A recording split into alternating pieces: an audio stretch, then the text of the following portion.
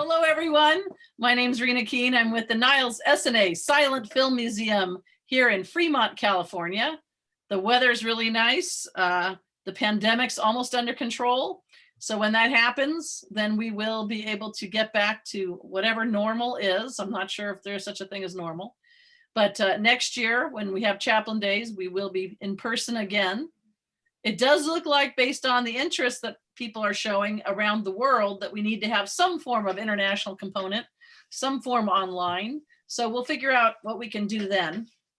But in the meantime, we are still working with 2021. So we have some fun things going on. And why don't, I believe everybody here has introduced themselves, or at least on our website. So we have Jason Allin, Chaplin impersonator extraordinaire, Nigel Dreiner from Florida. Hello. The man who knows a lot. We have Dan Kamin, or at least his empty chair. There he is, Dan Kamin from Pittsburgh, Pennsylvania. And then we have a couple of special guests from India. We have Talin and his grandfather, Dr. Ashok Aswani, which we're going to see shadows of him perhaps. But at some point, hopefully, we'll see him, and we'll get his name on there. There he is. All right. So this is Dr. Aswani. Hello, Ashok. So he was in a couple of documentaries, one called The Boot Cake. The problem is the light. No? That's we see you sort of in the shadows. It's like Michael Myers right now. Oh, now, let's be nice. So dramatic. It's all good. Well, we're happy to see you from India. It's in the evening, late evening there. So thank you so much for joining us. All right. So we have a lot of things on our agenda for our Whiz Bang show. But I did want to make sure we all said hello. So if you have a chance, definitely check out the movie The Boot Cake. And Jason, why don't you mention about the other documentary that's coming out about Dr. Aswani?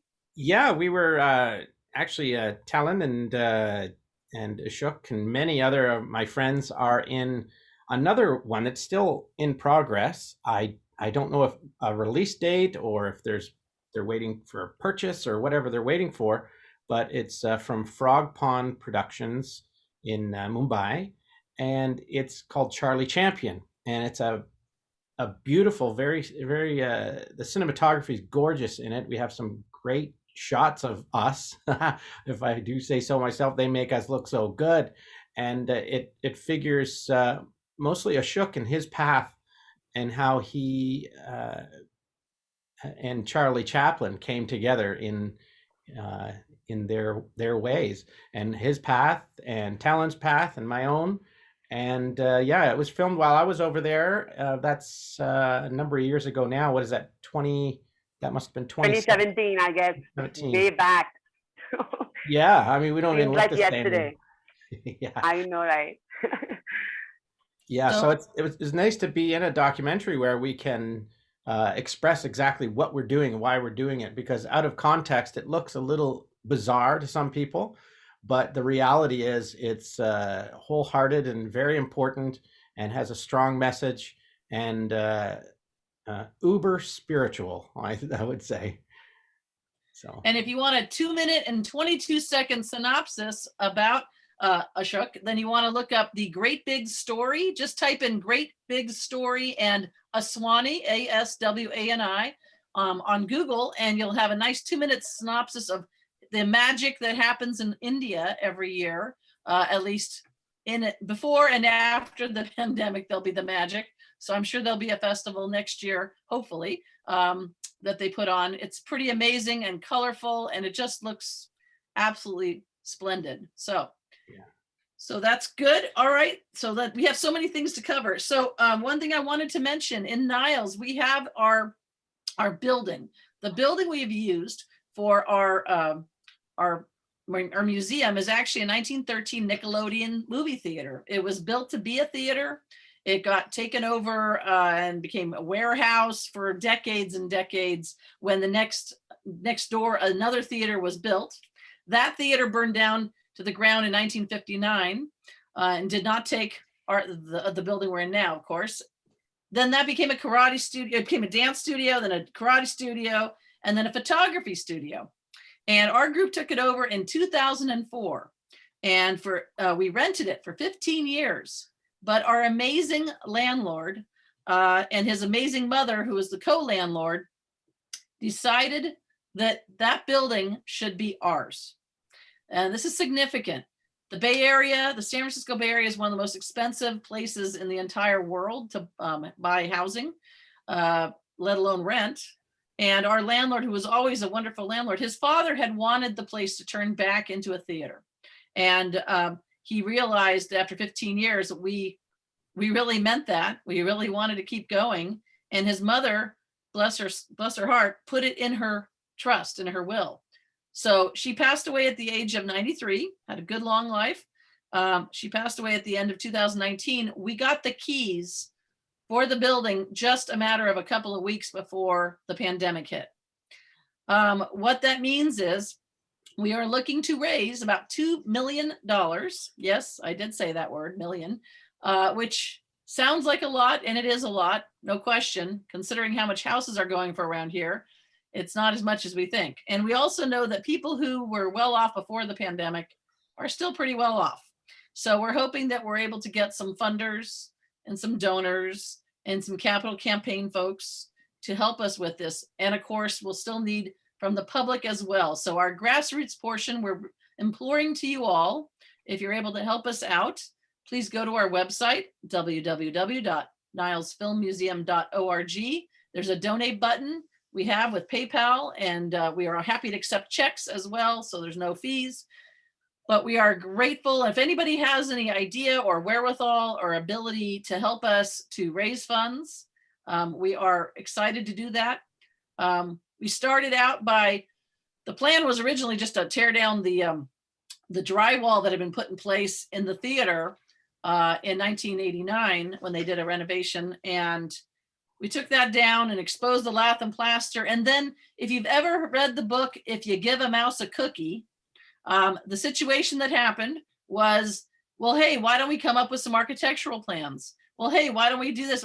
By the time it all shook out, we now have the building looking not quite so attractive. And we're going to be putting some plastic up there. And hopefully, if we get some funding, we're going to be able to close down for a short time and then get everything fixed and worked on, and then be able to reopen looking even better than it does. We have just literally reopened our store and our museum yesterday, as of this weekend. No Chaplin festivities in person, but we are going to be back open, and then hopefully have our film screenings start back up in October. And then when we hit that magic, well, the first part of our $2 million thing is $1 million. So once we hit that $1 million mark, we'll be able to get the foundation worked on, the plumbing, the electrical. We'll be able to demo the kitchen and the restrooms and put in new ones, and it'll be really amazing. So I think I still have a coffee cup in that kitchen though, so be careful. Yeah, what's that? I think I left one of my coffee cups there 2 years ago, so be careful. All right, yeah, I'm sure it'll be here when you get back. You can work around it. All right, so does anybody want to say anything about the building before we move off on this agenda item? Anyone? I think it's awesome. Question real fast. Has there been any sort of live stream of how everything looks right now walking through, or is that something you want to just unveil later on?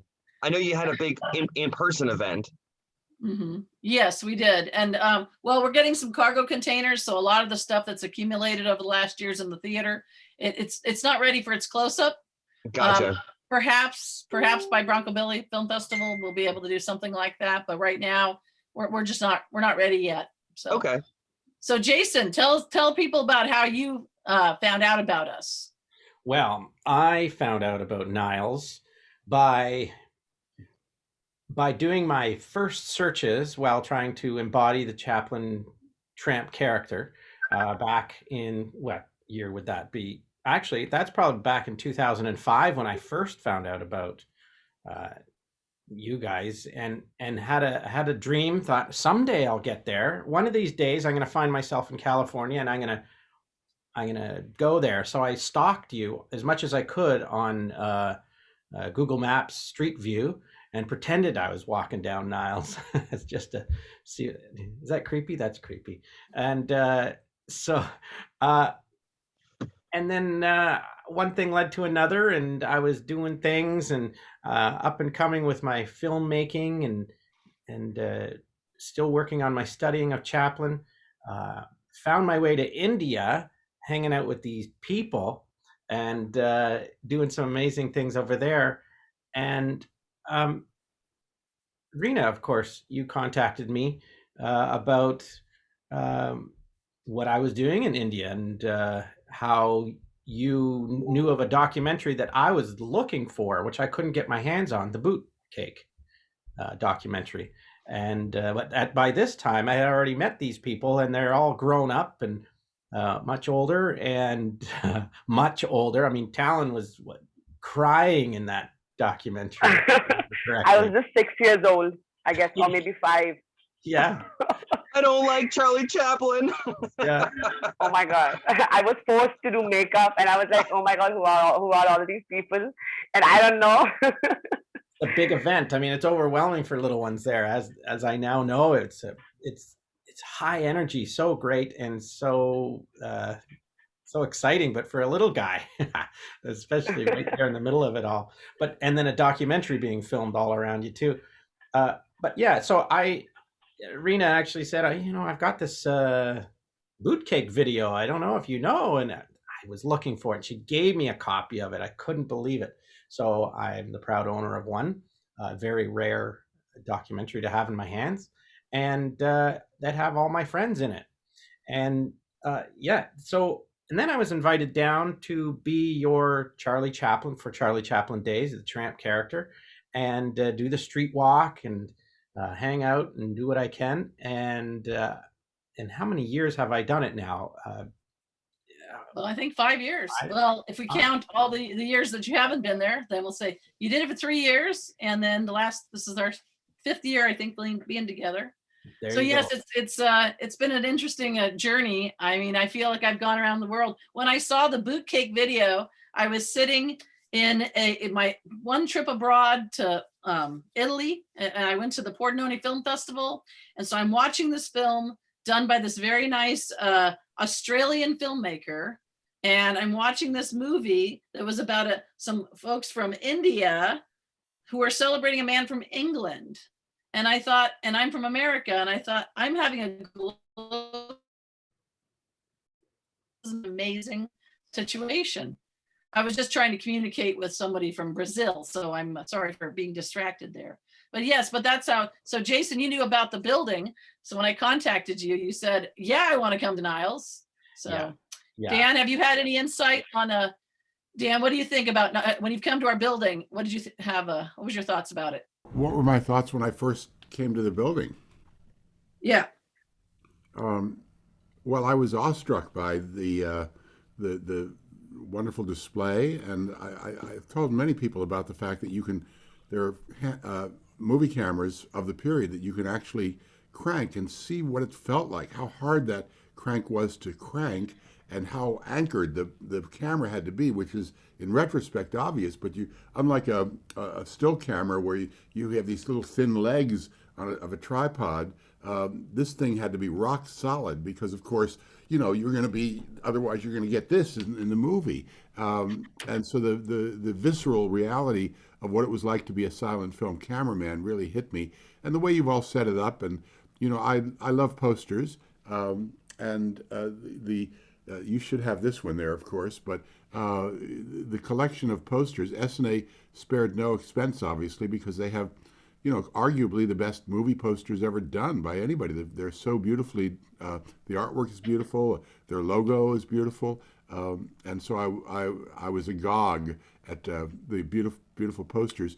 Mainly, though, about the community that you have brought together, that has gathered together worldwide, of course, that is part of the family, as it were, that this museum has engendered, starting with your husband's wonderful book, and way beyond that, since you've become a it's been a great example of stewardship because you have now become a world center for the restoration of not only the SNA film legacy, but the film legacy. And so all these things really, culminated in my never wanting to set foot there again. I was just too intimidated.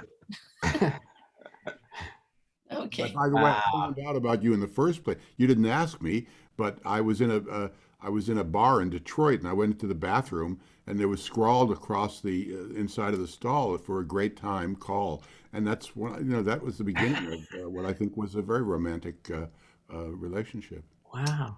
That's good. I'm sure this humor translates all across the world. They totally understand that you're making jokes. Okay. Well, Michael Bonham is a great guerrilla marketer, so.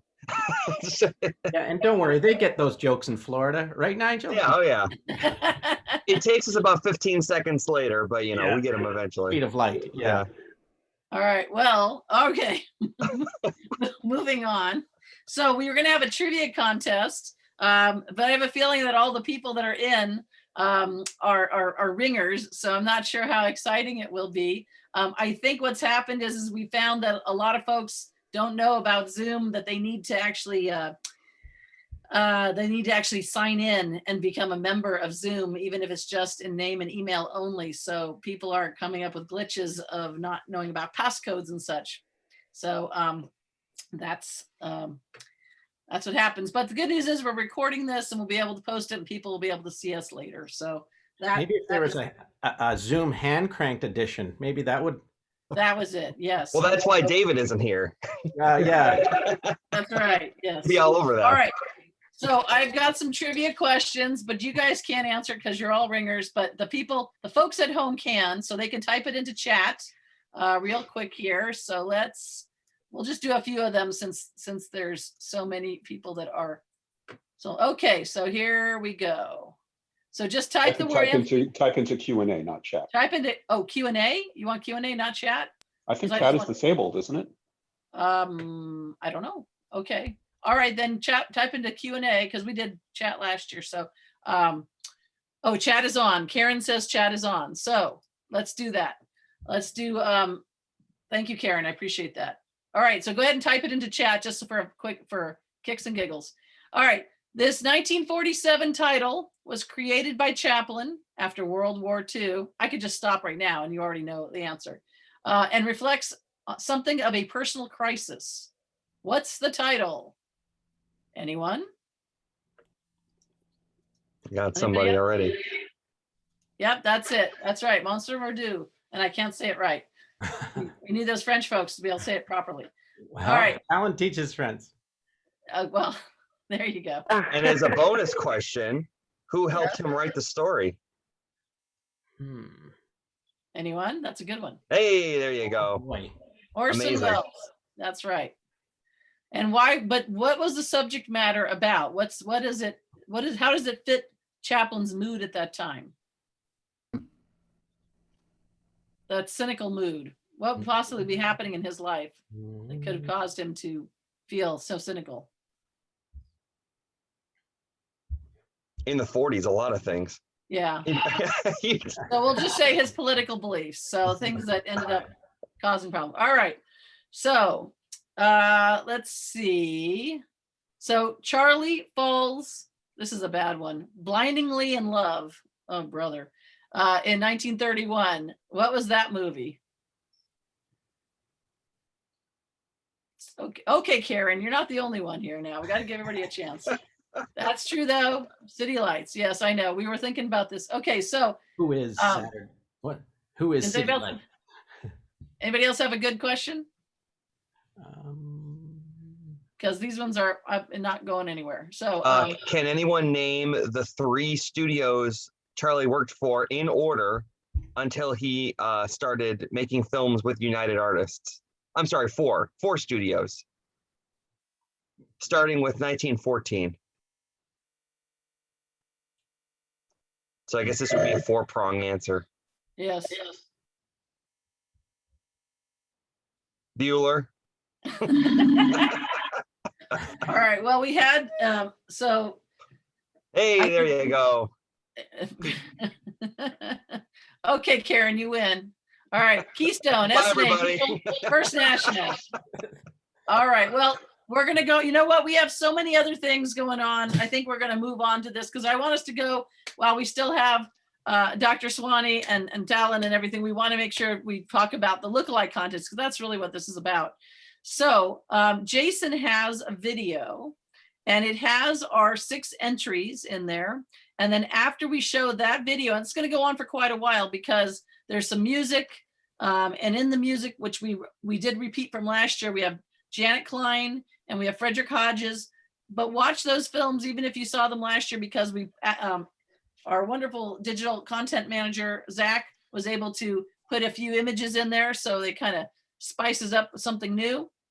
And then we have several 2 minutes or less videos from the various entries. And then after that is all over, then we're going to have Talin and Dr. Aswani announce the winners. And don't worry, everybody's won something because once you're Charlie, you're always a winner. So Jason, let's have you start that video. All righty, I'm going to share my screen.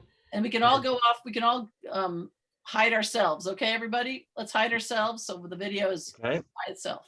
And this will be about 1:15 or so. And here we go. Here's a little tune from 1915. Remember when everyone danced in the town? It got such a hold on the people around, made such a hit that they all got it bad, and everybody just simply went mad. It's just how they said so from night until day. If you were good, you made a hit. But since moving pictures became all the rage, and everyone now must admit, it doesn't matter anywhere you go. Watch them coming out of any cinema show. Shuffling along, they're acting like a rabbit. When you see Charlie Chaplin, you can't help but get the habit. First they stumble over both their feet, swing their stick around and look up and down the street. Fathers, mothers, sisters, brothers, all your wife's relations and a half a dozen others. In London, Paris, or New York, everybody does the Charlie Chaplin walk. Since Charlie Chaplin became all the craze, everyone copies his funny old ways. They copy his hat and the curl in his hair. His mustache is something you cannot compare. They copy the way he makes love to the girls. His method really is a treat. There's one thing about Charlie they never will get, and that is the shoes on his feet. Oh, it doesn't matter anywhere you go. Watch them coming out of any cinema show. Shuffling along, they're acting like a rabbit. When you see Charlie Chaplin, you can't help but get the habit. First they stumble over both their feet, swing a stick around and look up and down the street. Fathers, mothers, sisters, brothers, all your wife's relations and a half a dozen others. In London, Paris, or New York, everybody does the Charlie Chaplin walk. In London, Paris, or New York, everybody does the Charlie Chaplin walk.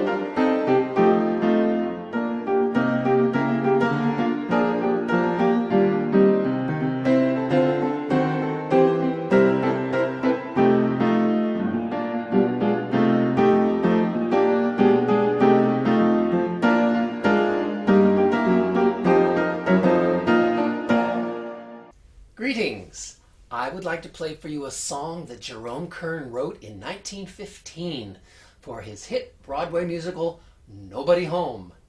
The song is called The Chaplin Walk. There's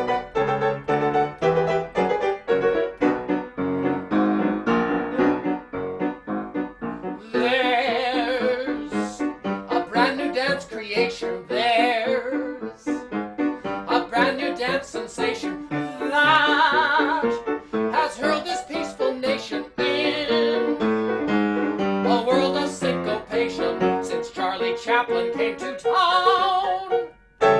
Just see them imitating Chaplin's walk. Just see them syncopating Chaplin's walk. In every window that you pass by, you'll see his statue smiling there at you. Just see them cultivating Chaplin's walk. The town is going mad since this new fad they've had. I've seen a corner faker get a laugh from an undertaker imitating Charlie Chaplin's walk.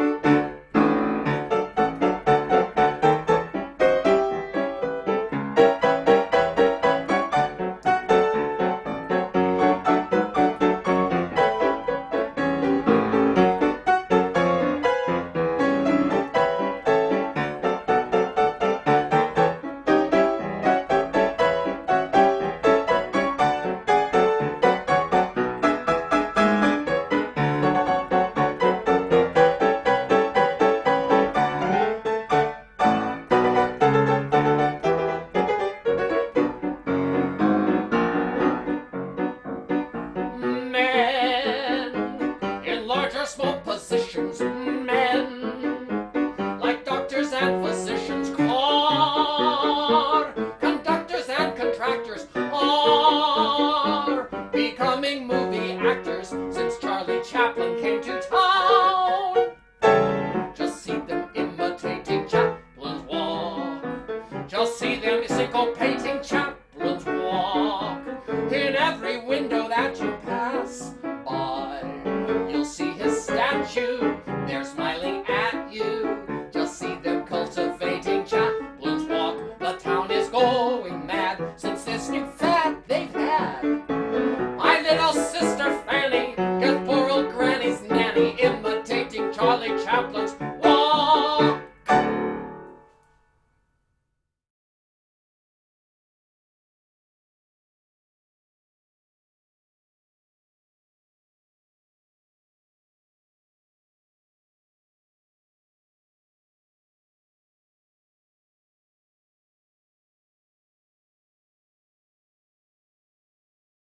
Wow. You see all that from all around the world.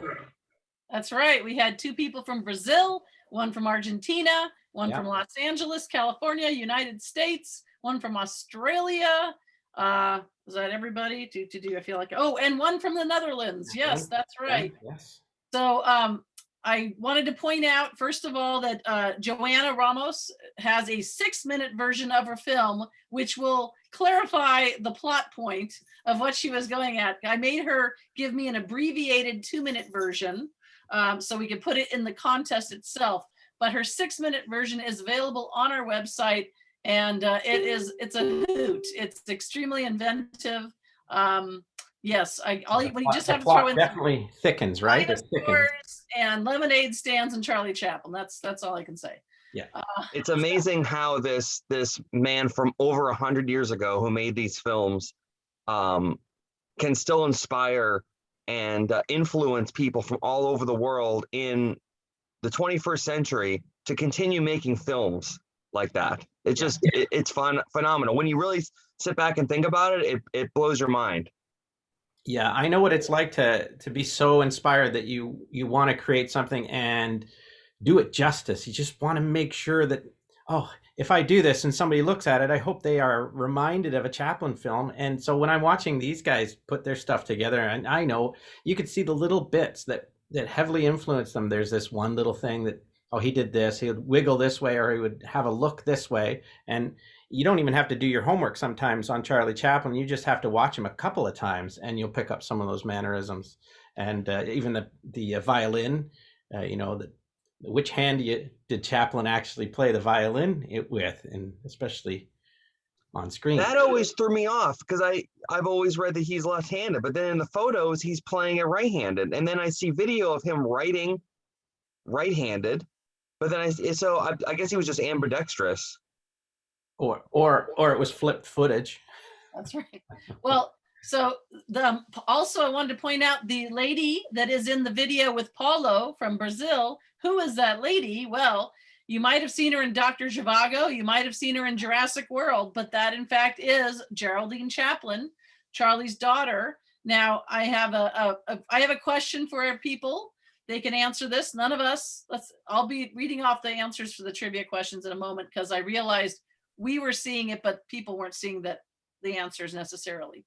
But what was the amazing role that Geraldine Chaplin played in the movie, in the 1992 biopic by Robert Downey Jr. with Robert Downey Jr. Playing Chaplin? What role did she play in that film that was quite pivotal? Anyone? Does anybody want to type that answer into the? Nope, you can't. Nope, no, you, not you, Dan. Okay. Definitely not Dan. Don't let Dan say anything about that. I want to see if anybody else has the answer. Otherwise, I'm giving everybody a few minutes. 1, 2, 3. Anyone? And who played the police, the Keystone Cops in that Downey Jr. film? I can't remember their name. They're a bunch of nobodies. Right. Well, yeah, a couple extras. You know, I want to point in a couple other tips here. Dan Kamin is in that film. He does play a Keystone Cop, and David Tothrow and Jack Tothrow, son and grandson of Raleigh Tothrow, are in that quick pan when you're walking and there you have the two guys are cranking the cameras. That's actually Raleigh's relatives who have come to Niles many a time. And then, yeah, so it's kind of exciting to be able to see these different people that were in that film. And then there's people that we all know with our film museum, like Mark Wanamaker and such, that were consultants to the film. And Rod Lara says, Hannah Chaplin, that's right, the grandmother, Chaplin's mother, she played her grandmother. And the other questions and Karen did a great job on that, is Monsieur Verdot, and I know I'm saying it wrong, so I apologize. Orson Welles did assist him with the script, or helped him with the script. City Lights was, of course, the movie where he fell blindingly in love because she was a blind girl. Yeah, I know, bad question. And then the 4 studios that he worked with before United Artists: Keystone, SNA, Mutual, First National. All right, so moving on to that. So now let's bring in Talin and Dr. Aswani so they can announce the winners. I'm not sure if Dr. Aswani, he has issues with his internet, so are you there? Yes, yeah, I guess there's an internet issue with him, but he's listening to us. And yes, he is there, like, with us. All right, so you can announce the winners. Yes. So basically, there's no winner. Everybody has got something or the other, because everybody was, because that's about the Chaplin spirit, right? So first is, excuse me for if I pronounce it incorrectly, Maria Teresa from Argentina. She had the best Chaplin box, so it was really awesome. Yay. Congratulations. Oh yeah, yes. And then we have Paulo Pastella, of course. He was the most romantic Chaplin. I was like, wow, that was like exactly from City Lights. So the most romantic Chaplin. Congratulations on that. Then we have Rod Lara from Australia, and he had the best use of humor. I was actually laughing watching that. So congratulations on that. It was really awesome. And then we have Sam Donkers from Netherlands, and I have to admit it was the best dance. So yeah, best dance goes to Sam Donkers. Okay. Congratulations to you. Then we have Joanna Ramos from USA. I watched her 6-minute long on the website, 6-minute long video. It was the best creative plot So that goes for you. So congratulations. I was like, wow, like. And at last we have Marcelo Scopio from Brazil, and he had the best variety of scenes. Actually, we had, I think, the Chaplin World and Chaplin's House as well from Switzerland, right? So it was the best variety of scenes. So yay. Yay. All right, well, and you folks, just to let you know, we give you certificates that we send to you online. You can print them out, frame them, use them for scratch paper, whatever you'd like to do with them. But we send them wholeheartedly with our thanks. Of course, if you ever do make it over here to our little place here in Niles, we are happy to give you a nice tour and show you all around. And when we start showing movies again, come for a movie show. We will treat you like a VIP because you are very, very important to us. So, all right. Well, thank you for that. Appreciate it, Talin. Okay, so yes. All right. Anybody else have anything to say? Because I'm going to move on to the next thing we have, talking about the next event I have with the film festival. We have another program coming up next month, and that will be at the Bronco Billy Silent Film Festival. Will be online again for a second time. We're hoping to be back for showing our film screenings by no later than October, hopefully even a little. So basically fall. We are back open for the museum and for the store. But next month we will have our Bronco Billy Silent Film Festival 2021 online. And our celebration will be about movie theaters and the theatrical experience, from Nickelodeons to movie palaces. And we will have some SNA films available for viewing as well. So please do join us and look at our website and see all the different things that are going to be offered there. But I do want to share with you my screen and tell you about something that's very exciting. We have procured through some friends of the museum a pretty amazing thing, and this we may wax on about this a little bit because it's something really special. So we have a poster, a Chaplin poster that we have added to our well, we have a lot of posters, but we've never had a Chaplin poster because honestly they're usually too expensive. They're very important posters and they cost a lot of money. And this one was not inexpensive at all. But what happened was Stan Taffel, who's with Hollywood Heritage and Cinecon, happened to see in the glimpse in the corner of a video last Christmas time, he happened to see they were panning an antique store saying shop locally. And he saw in a corner a Chaplin image. Well, once we found out what that was about, it turned out that that was a Chaplin SNA poster that no one's ever seen before. And I'm going to lamely share my screen here. So let me see if I can do this. Share screen. And I want to show you, let's see, share that. Okay, so I want you to see this image here. So that is the poster on Masonite. So it had been painted or attached to Masonite. And here is what the poster looked like. Wow. And it's 79 inches by 57 inches. Now I'm going to go back to not sharing screen, and then I'm going to show you what it looks like now. So that is a huge poster. And I'm going to share with you a much better image if I can. There we are. Okay, this is better. It's going to take up some space here. And let me share screen. We've all sort of been back and forth on what exactly this is for, because there's no particular film being promoted here. It's just Chaplin and the SNA company, the SNA brand. That's so right. many of us were going back and forth trying to figure out exactly what this may have been created for, or if it's some sort of test printing of some kind. But maybe somebody that's watching can assist us in that, because it's just a very, very interesting composition. Yes, we're trying to figure it out now. I mean, I did hear about the fact they used to print out pictures of Charlie, and they people would put it in their front window and sorry, I got dogs. They put it in their front window of their theater, and to advertise that Charlie was there. But these all seem to be kind of like they want the pictures attached, so it seems like they wouldn't want them just cutting them up. So, Dan, what's your thoughts? What's your thoughts on this?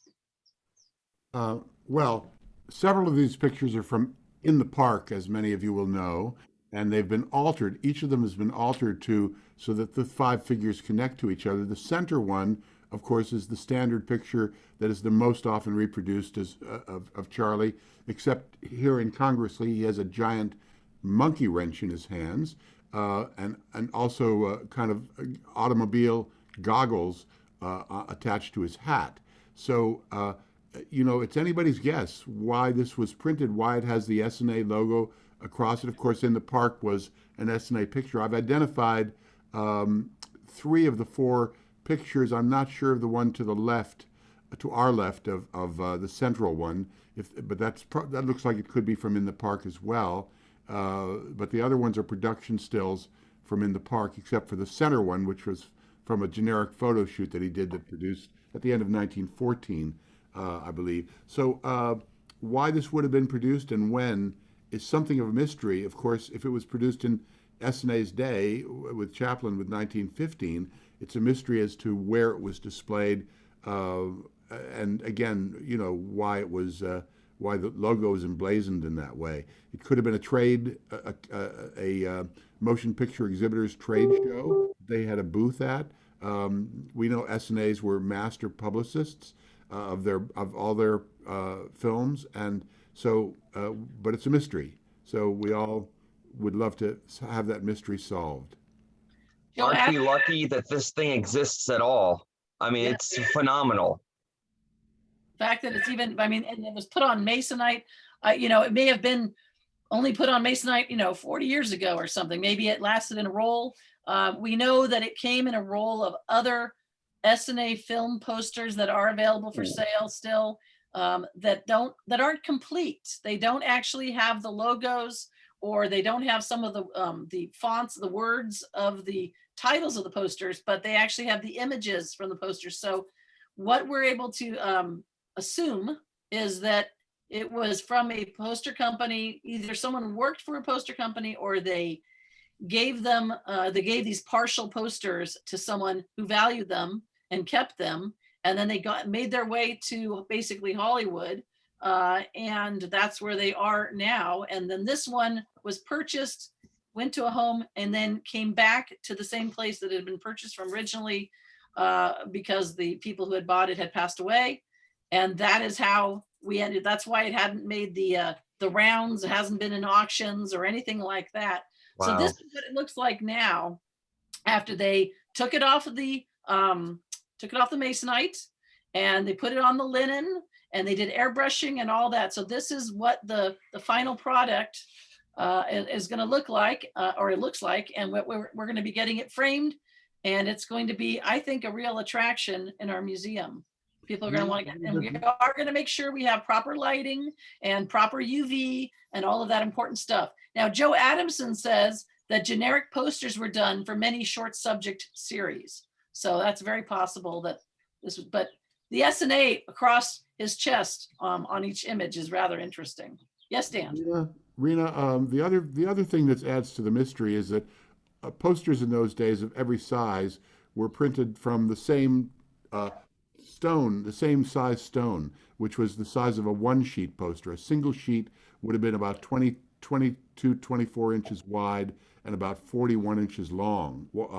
And they were measured, they would refer to posters in those days as 1 sheets, 3 sheets, 6 sheets, or billboard size would be 36 or 64 or whatever they were sheets. This poster does not, you want to check with your restorers, because it'll be evident to them if this is composed of, how many sheets of paper this is composed of. If it's if it's one long continuous roll with no separate sheets, then it's going to be a little suspicious whether it was produced in that era, because I don't think they had the technology to print a large continuous sheet of that size at that time. which they could do later with different printing technologies. So that's another clue to be had.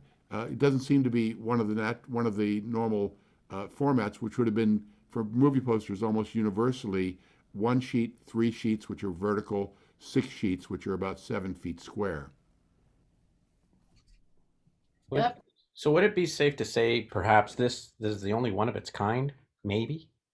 I mean, to anybody known, or It could be. I mean, it maybe. I would assume so. I would assume so because I don't think anyone's seen anything like this ever. I certainly haven't. But the part of me thinks that we're the only ones who deserved it, because we're the only ones that are celebrating SNA on the scale that we are. And I'm so thankful to our donors who helped us to get this to where it is, which is, taken off that masonite, put onto linen, and now will be on display and restored in such a way that we can have it on display. It's pretty amazing. We are planning on using the images and the poster itself, whether t-shirts, mugs, that sort of thing, something, because it is so specialized. So maybe there's other posters like this out there in the world, but much like silent films, unless you find more, unless somebody reports that they have it, it's fair to say it may be a sole source. It may be the only one. It would be cool if that was printed on a shirt to have it be a wraparound shirt. Oh, for sure. Charlie with the wrench is the front, and then it wraps around, and then everything else is on the back. It's like a big wraparound. I mean, probably be a little more expensive, but that would be really cool, unique for a shirt. Something else I noticed here, Charlie is so iconic by 1915, which is what I'm assuming this poster is from. They don't even have to put his name on it. They just have him and the logo of the company. Everybody knows who that is. It's like the Superman logo. It's just so iconic, you don't even have to explain it. It's true. Well, to be fair though, because this may have come from that same place where the role of the partial SNA posters came, this may not be a complete poster. There may be information missing. The logo may have been, with the Indian head logo profile. There's some things that may not have been made it to this version. So this may be final, but if anybody's interested, just let us know and I can share with you the other images. And those posters are available in Santa Monica. So, and they are pretty amazing, but they're very specialized. Only so many people are going to appreciate posters that have, while gorgeous graphics, aren't complete, don't have the logo or the name of the company. This does have the name of the company, so maybe it is complete. What was David's take on this piece? Well, he doesn't have any more information. Dan actually probably had the most proper information about it. But okay. The thing that's very suggestive to me is the goggles. First of all, if it was a printer's capabilities piece, it would be impressive to be able to manipulate these images and unify them the way they have, because of course, Charlie's arm is not like that grabbing his pants. That was the artist, whoever did the lithograph, the extrapolation, as we know from other movie posters, when artists extrapolated from an image, they often, suddenly the image quality, the draftsmanship quality plummets. But in this case, it doesn't plummet. It's very, very well done, and the shadows below them. What's suggestive is those goggles and that wrench, because that's like something out of a surrealist kind of image. And the surrealists embraced Charlie, but the surrealists were just getting born in 1915. So it's very suggestive, and it's the kind of thing that seems that they might have done themselves for some, art expressive reason, which again suggests to me it could be from a later time period, because they're very, very striking and quite surreal to put a wrench in his hands. Maybe even, from out of the, from somebody that's from the modern times period, where of course he was much more identified for a period of years, because he was only releasing films once every 4 or 5 years then with that particular film, although the goggles make no sense. But that's the nature of Dada and surrealism. Who knows? I was wondering if that's a reference to Jitney Elopement. That's what I think. I think that's exactly what it is. But I am curious, though, if we really want to split hairs here, I'm wondering, were they using those kinds of wrenches in 1915? That might help to you know. Oh, yeah, that's a pipe wrench. That's a pipe wrench. That was a Okay. standard tool, but not, and there would have been ones that were that big. And is he wearing the goggles in Jitney's Loban? No, but it would make sense though. I mean, I wonder, this is what I'm wondering. I'm wondering if there was a cut scene where he was wearing goggles for some reason and then he took them off, you know, or they didn't end up in the final cut or something like that. It just seems to me that I just don't It's know. very Niles centered. It's very much centered on the films he made in Niles. How I'm looking at it. One film only, really, in the park. Well, and the part for me is I'm trying, and I don't know the way that you all know the way, you know, Chaplin things, but my thought is, I don't think his SNA period was so big outside of the time he was in SNA, more than maybe a year or two, that it even would have been acknowledged, or even, I feel like this is of the era timepiece because of that. I think that we focus on SNA, but honestly, I mean, even the movie Chaplin, you know, there was a couple of winks and a tip of the hat to the SNA period, but it was just part of, people didn't even, those that aren't Chaplin fans to the extreme really wouldn't know any of his silent period studios, one from another. They just know that it's a short or it's a feature. We all know, oh, we can pick out that, oh, that's a Keystone short, or that's a mutual short, but the casual fans aren't really going to know. So I don't think it's outside of the era. So sending out the alert. The other thing that might be of help, I've seen production stills of all of those images with the exception of the second from the left, and it's recognizably from one of the films and a production still, but I've never seen that particular still. If any of your our viewers today can find that production still, we'll at least know whether all of the pictures are from In the Park or from another SNA film. It looks like it could be, you know, from any number of films. So if anybody can find that and send it to us, that'll be another clue in the mystery.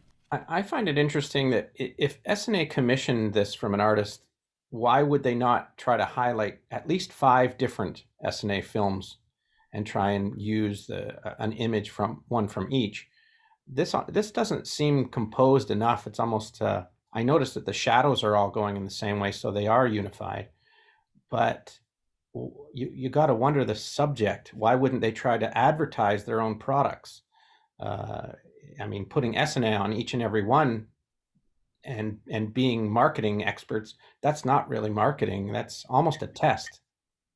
Well, I like the idea of the trade show. I think somehow the trade show angle seems like the strongest to me to advertise that they are showing his movies. Now, if anybody who is out there in Zoom land, if you'd like to post something in Q&A, I can't see chat, but I can see Q&A. So if you want to type anything in there, and then Hooman could also bring you in if you want to talk about it, if there's any thoughts that any of you have. Otherwise, we'll probably be bringing this conversation to a close. Yeah, But, one final thought along those lines, is that, of course, there were proliferating in America by this time simply images of Charlie, usually from that central image, and all it said is, "I am here today." There was no name necessary by early 1915, and so if this was at a trade show, it might even be part of a kind of a hook. They might have said, the SNA Film Company, SNA Film Manufacturing Company is ready to put more together for you, or some other, it's a mystery why he's holding a wrench and he's in goggles, but somebody knows somewhere, although they may be dead.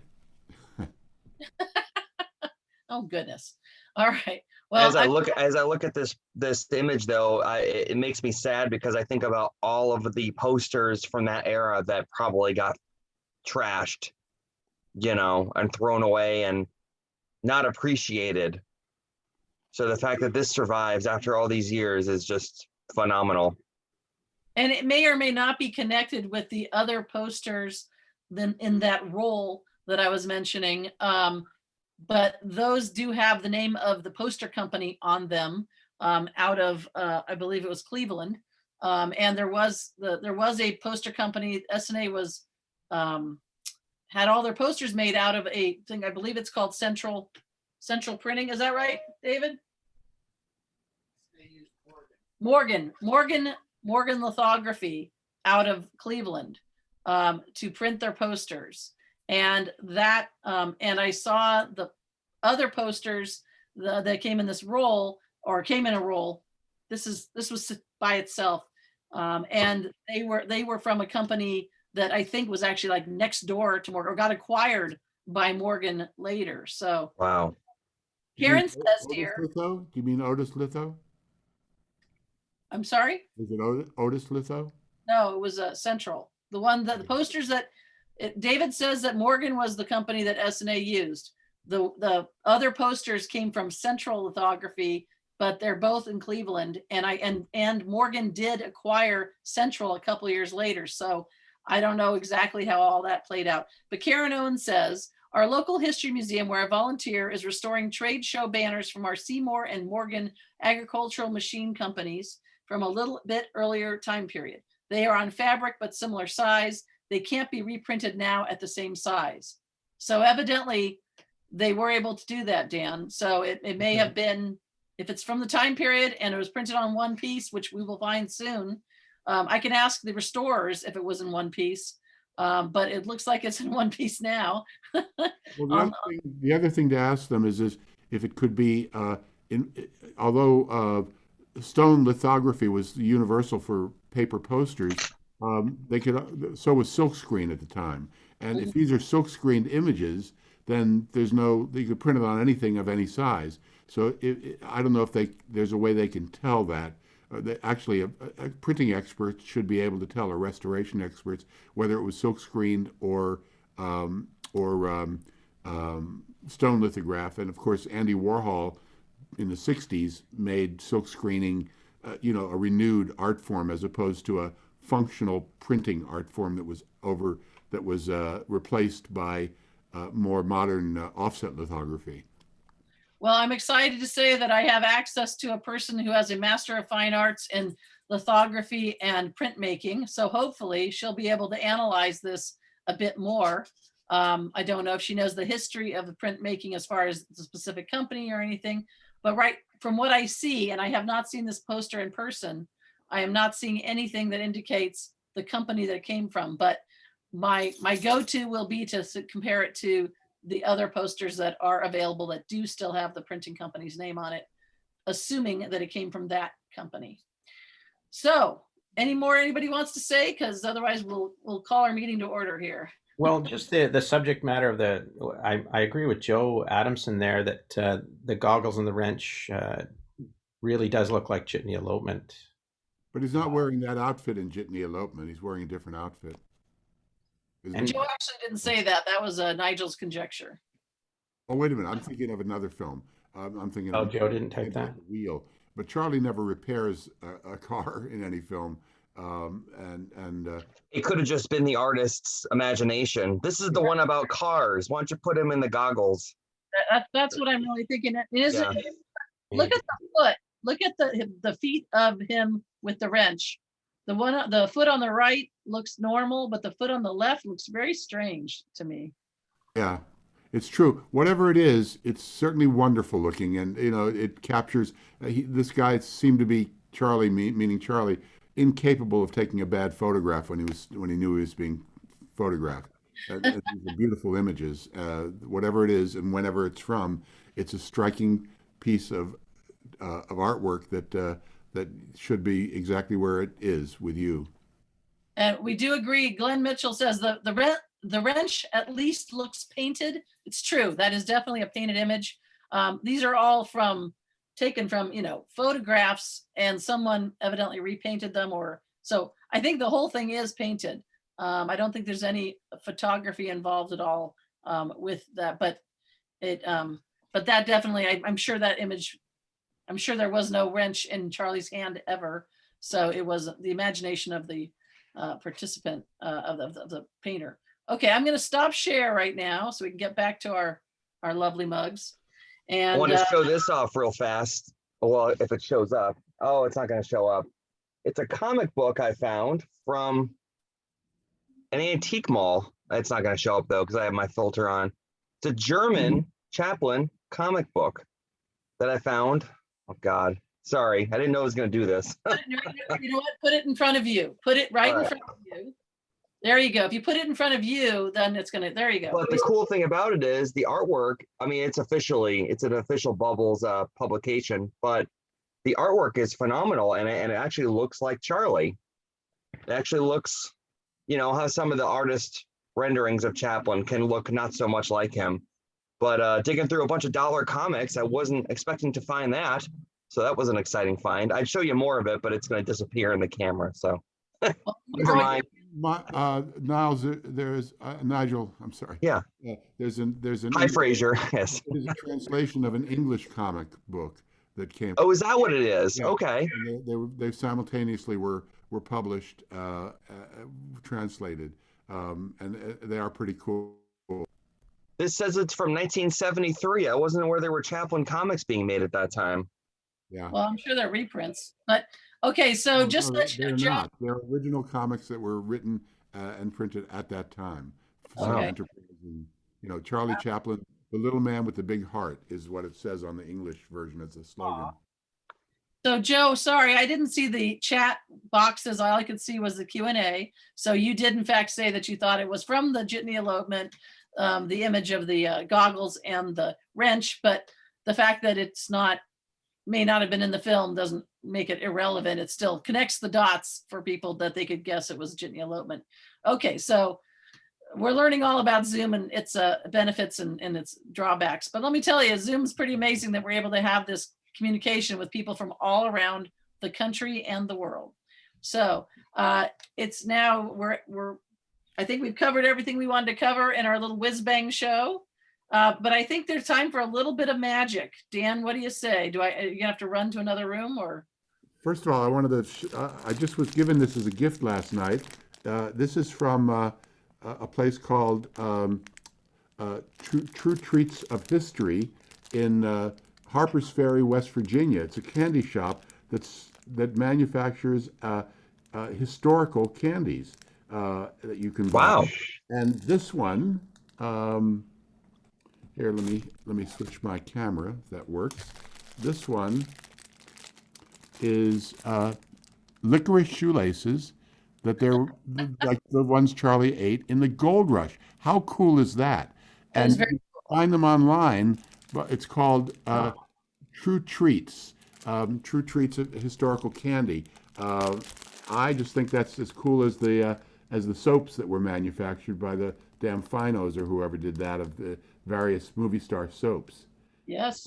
Now, is there a disclaimer explaining what happens if you or Max Swain or Charlie eat too much of that black licorice? Yes, these also can be marketed as a laxative.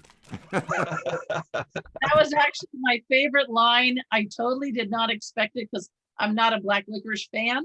But when I watched the movie The Boot Cake, and there's a gentleman talking about how licorice is made and what it does and all that.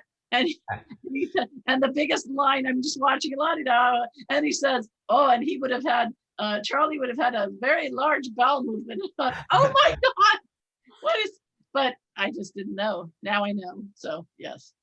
So you want me to do a little bit of magic to finish us up? Yes, please. So, Hooman, if you wouldn't mind, everybody watching should put their computer on speaker view so that I'm as large as I deserve to be. And Hooman, if you wouldn't mind spotlighting me.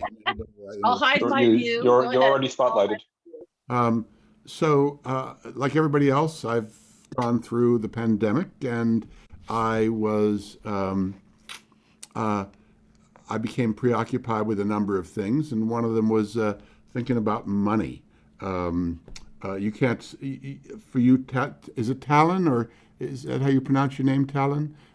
Yes, it's correct. you probably don't know, this is an American half dollar. It's a little hard to tell by the scale. This is an American quarter. This is a half dollar.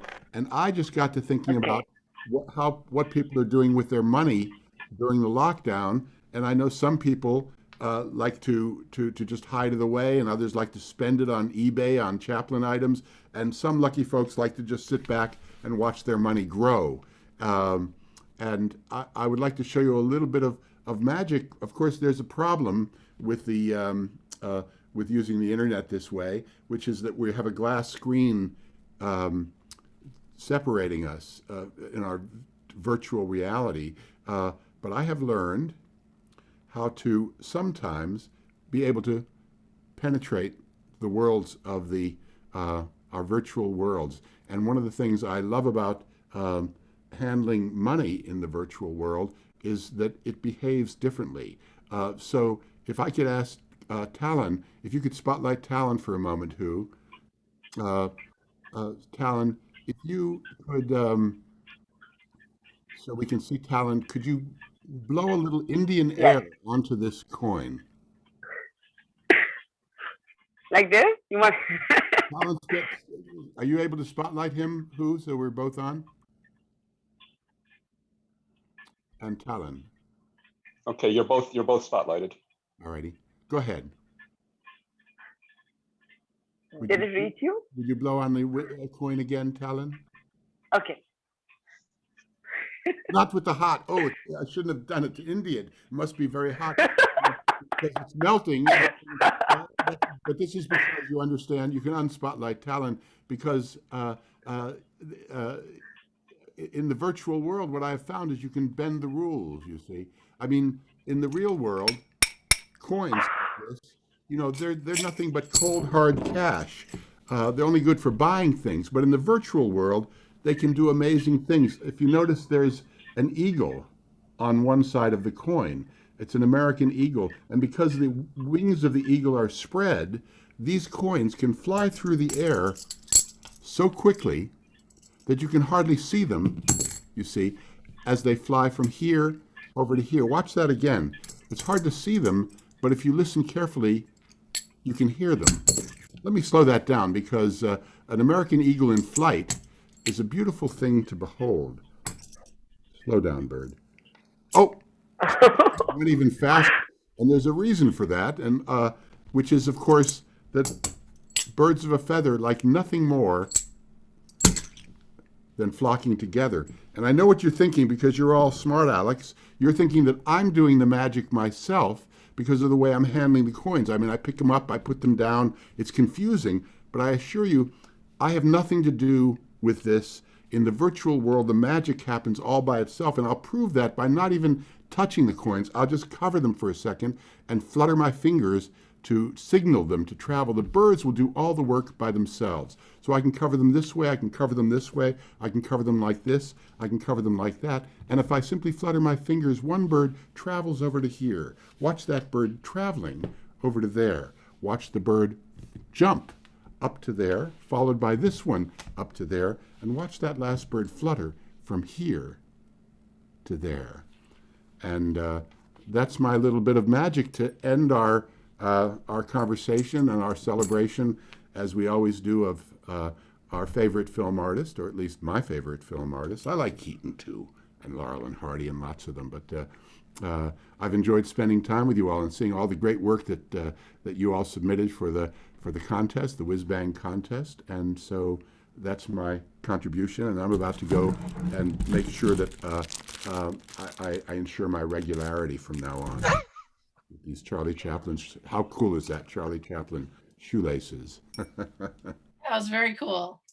Well, thank you very much. Oh, so I think we're going to close our event here. Thank you all for being part of it, and we will see you next year, hopefully in person and potentially online. We shall see how that all works out.